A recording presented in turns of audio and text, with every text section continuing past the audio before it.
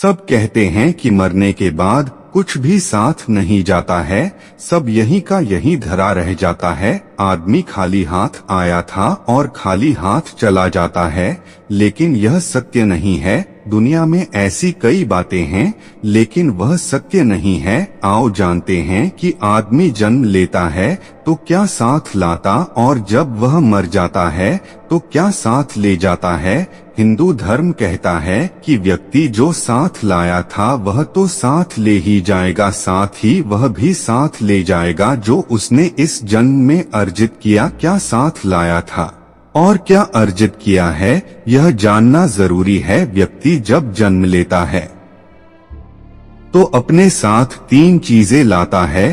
पहली संचित कर्म, दूसरी स्मृति, तीसरी जागृति। क्या है संचित कर्म? हिंदू दर्शन के अनुसार मृत्यु के बाद मात्र यह भौतिक शरीर या देह ही नष्ट होती है, जबकि सूक्ष्म शरीर जन्म जन्मांतरों तक आत्मा के साथ संयुक्त रहता है। यह सूक्ष्म शरीर ही जन्म जन्मांतरों के शुभ अशुभ संस्कारों का वाहक होता है। संस्कार अर्थात हमने जो भी अच्छे और बुरे कर्म किए हैं वे सभी और हमारी आदतें, ये संस्कार मनुष्य के पूर्व जन्मों से ही नहीं आते, अपितु माता पिता के संस्कार भी रज और वीर्य के माध्यम से उसमें सूक्ष्म शरीर में प्रविष्ट होते हैं, जिससे मनुष्य का व्यक्तित्व इन दोनों से ही प्रभावित होता है। बालक के गर्भधारण की परिस्थितियां भी इन पर प्रभाव डालती हैं।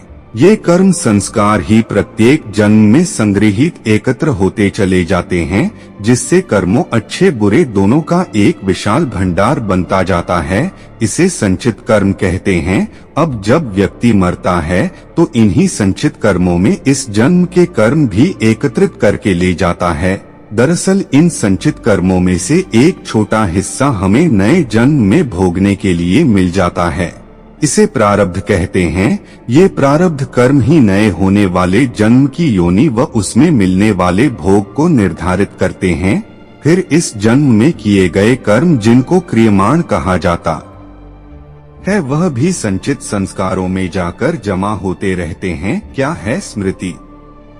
1% भी लोग नहीं होंगे जो अपने पिछले जन्म की स्मृति को खोलकर यह जान लेते होंगे कि मैं पिछले जन्म में क्या था। प्रत्येक व्यक्ति के पास अपने पिछले और इस जन्म की कुछ खास स्मृतियां संग्रहित रहती हैं। यह मेमोरी कभी भी समाप्त नहीं होती हैं। भगवान श्री कृष्ण गीता में अर्जुन से कहते हैं कि हे अर्जुन, तुझे अपने अगले और पिछले जन्मों की याद नहीं है, लेकिन मुझे अपने लाखों जन्मों की स्मृति है। लाखों वर्ष पूर्व भी तू था और मैं भी था। किस जन्म में तू क्या था यह मैं जानता हूँ, और अगले जन्म में तू क्या होगा यह भी मैं जानता हूँ, क्योंकि मैं तेरे संचित कर्मों की गति भी देख रहा हूँ। अत यह कहना होगा कि जब व्यक्ति जन्म लेता है तो वह अपने पिछले जन्म की स्मृतियाँ साथ लाता है, लेकिन वह धीरे धीरे उन्हें भूलता जाता है। भूलने का अर्थ यह नहीं कि वे स्मृतियां सदा के लिए मिट गए, वे अभी भी आपकी हार्ड डिस्क में है, लेकिन वह रेम से हट गई है, डी में कहीं सुरक्षित रखी है। इसी तरह जब व्यक्ति मरता है तो वह इस जन्म की भी स्मृतियां बटोरकर साथ ले जाता है। जागृति क्या है? यह विषय थोड़ा कठिन है। प्रत्येक मनुष्य और प्राणी के भीतर जागृति का स्तर अलग अलग होता है।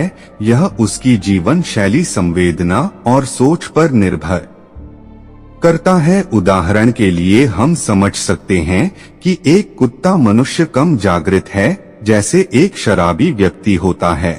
आप में बेहोशी का स्तर ज्यादा है तो आप भावना और विचारों के वश में रहकर ही जीवन यापन करेंगे, अर्थात आपके जीवन में भोग, संभोग और भावना ही महत्वपूर्ण होगी। आप इसे इस तरह समझें कि आप में और पशुओं में क्या खास फर्क है। आप कपड़े पहनते हैं और थोड़ा बहुत सोचते हैं, लेकिन आप में वही सारी प्रवृत्तियां हैं जो कि एक पशु में होती है। जैसे ईर्ष्या, क्रोध, काम, भूख, लालच, मद आदि सभी तरह की प्राथमिक प्रवृत्तियां प्राणियों को प्राणी इसलिए कहते हैं कि वह प्राण के स्तर पर भी जीते और मर जाते हैं। उनमें मन ज्यादा सक्रिय नहीं रहता है। मनुष्य में मन ज्यादा सक्रिय रहता है, इसलिए वे मन की भावना और विचारों में ही ज्यादा रमते हैं। वे मानसिक हैं। मन से ऊपर उठने से जागृति शुरू होती है। जागृति की प्रथम स्टेज बुद्धि और द्वितीय स्टेज विवेक और तृतीय स्टेज आत्मावान होने में है। प्रार्थना और ध्यान से जागृति बढ़ती है।